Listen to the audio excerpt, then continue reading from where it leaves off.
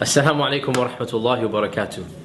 The question that many people ask us is, why did the third caliph of Islam, Uthman, why did he burn all of the Qurans of his reign and his empire? And this is viewed as being something sacrilegious, something that shows that there were Qurans that were somehow wrong. This is a cultural misunderstanding, because from the Islamic tradition, when you burn the Quran, you're not disrespecting it. In fact, this is the way to respectfully dispose of it. It's the exact opposite from the Western tradition. Our religion teaches us that when you have a copy of the Quran that is now used too much, it's worn, it's torn, you have to dispose of it, you don't just throw it in the trash. That's disrespectful. You disintegrate it. They didn't have paper shredders back then. So how would they disintegrate the Quran? Well, they would simply light a fire to it and burn it, because they didn't want people trampling on it. They didn't want people throwing it in the trash can. They wanted to get rid of the sacredness of the Quran in a manner that is not intentionally disrespectful. A night of rioting in Varnhemstorget, a largely immigrant neighborhood in the Swedish city of Malmö. Hundreds of people have burned dozens of vehicles and clashed with law enforcement in an outburst of anger. And this is a cultural difference. When Western traditions hear of burning books, they think of sacrilege, they think of angry mobs chanting. In fact, what happened was, after the death of the Prophet Muhammad, peace be upon him, the Quran was compiled within 2 years after his death. And so the official compilation took place when every single one of the major companions of the Prophet, peace be upon him, were still alive.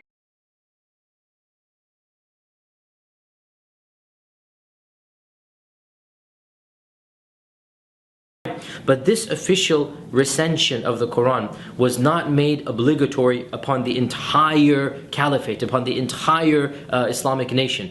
And people would simply copy with their own hands any copy that they had. And obviously human errors occurred. Obviously when you have 6th, 7th, 8th generation copyists, anybody at home who knows how to read and write is just copying the Quran, obviously errors are going to creep in. And there's no question that there were variances, spelling mistakes,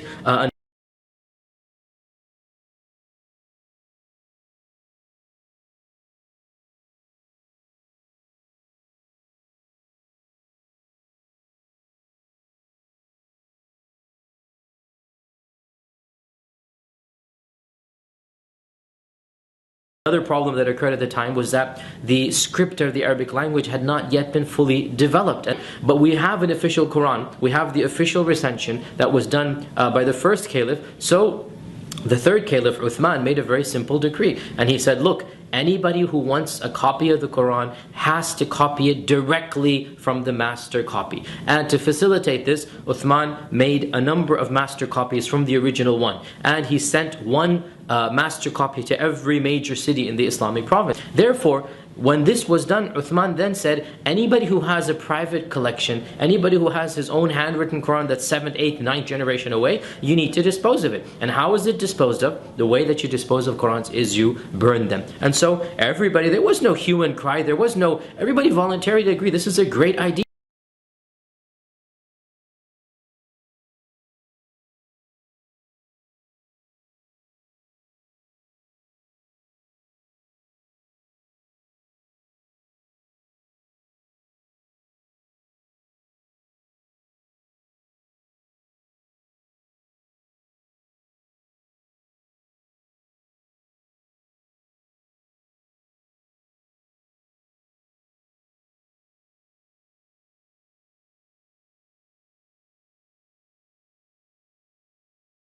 Question still stands, right? Like, how is it possible that there was this manuscript there, right, palimpsest, as you mentioned, when Uthman is purported to have sent out all of these manuscripts that were the official ones to different parts of the world? Other companions of the Prophet, peace be upon him, could have been compiling their own copies as well. In Abu Bakr's time, it was recognized that the Prophet, peace be upon him, died without leaving the Quran in a collected volume. In 1972, a mosque was being repaired in Sana'a in Yemen, and it was found that in the ceiling of the mosque, there were many old documents stashed.